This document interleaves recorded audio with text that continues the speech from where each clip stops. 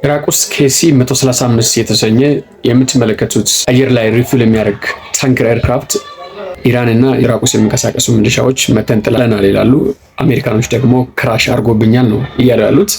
ተመሳሳይ ኬሲ 135 እንደምትመለከቱት ቨርቲካል ስታቢላይዘሩ ተሰብሮ ወደ ጥገና የሚገባ ነው። እንግዲህ አሜሪካ ሰሞኑን ኤርክራፍቶችን እያጣች ትገኛለች። ለምሳሌ ባለፈው ኤፍ-15 የገጠመውን ነገር እዛ ባህሬን ላይ አይተናል። ከዛም ደግሞ ስፔሻል ፎርስ ደቡብ ኢራን ላይ ገብቶ ነበርና በኤፍ-15 ታጅቦ ነበር የገባው ስፔሻል ፎርሱ።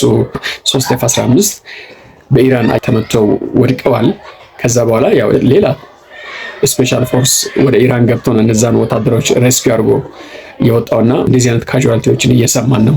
ሬድሲ አካባቢ የሚገኘው የጌርላንድ ፎርድ ኤርክራፍት ካሪየርም እሳት እንደተቀጣጠለበት ሰምተናል። አሜሪካኖቹ ያሉት ምንድነው ሜን ላውንደሪ ቤት ውስጥ የተነሳ እሳት ነው እንጂ ምንም የተመታ የተነካ ነገር የለም እያሉ ነው። እንደምታውቁት ኢራን የዩኤ ውስጥና ሌሎችም ቦታዎች የሚገኙ የአሜሪካን ራዳር ሲስተሞችን አውድም አለችና ይህንን ተከትሎ በአሜሪካና በዩናይትድ አረብ ኤምሬት ጥያቄ መሰረት አውስትራሊያ ይህንን የምትመለከቱትን ራዳር ክራፍት ዲፕሎ አድርጋለች።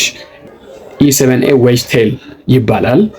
እንደ ባለሙያዎቹ ገለጻ ከሆነ በጣም ሶፊስቲኬትድ የሆነ የራዳር ሲስተም እንዳለውና 4 ሚሊዮን ስኩዌር ማይልስ የሚገኝ የጠላት እንቅስቃሴን ካፕቸር ማድረግ የሚችል ጃም ማድረግ የሚችል እና የኤሌክትሮኒክ ወርፌር ማድረግ የሚችል የጠላትን እንቅስቃሴ ሞኒተር የሚያደርግ እንደሆነ ነው እንግዲህ አውስትራሊያዎች ይህንን እየተናገሩ ያሉትና ይሄ E7A የተሰኘው ዩክሬን ራሽያን ጥቃት ለመከላከል የምትጠቀመው ራዳር ሲስተም ነውና በጣም ኢፌክቲቭ የሆነ ራዳር መሆኑ ነው እንግዲህ እየተነገረ ያለው።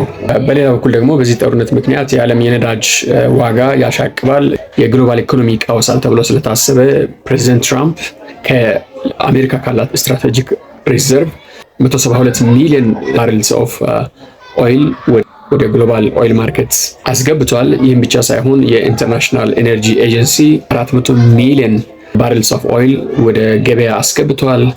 አሜሪካም ለ30 ቀን በራሻ ላይ ጣለችውን ማዕቀብ አንስታ አገራቶች ከራሻ መግዛት እንዲችሉ ፍቃድ ሰጥታለች።